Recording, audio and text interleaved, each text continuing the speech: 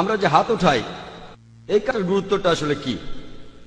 হাত হলো ক্ষমতা এবং শক্তির একটা প্রতীক।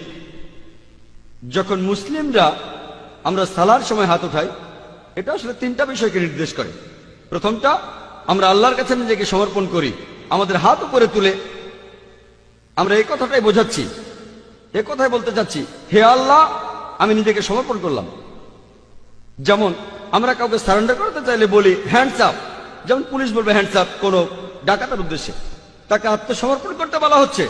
তাহলে আমরা যখন হাত তুলি তখন আল্লাহ তাআলার কাছে আত্মসমর্পণ করছি।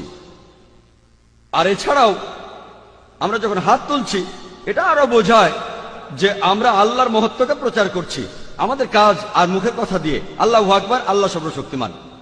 আর এটা ছাড়াও আমরা যখন হাত তুলি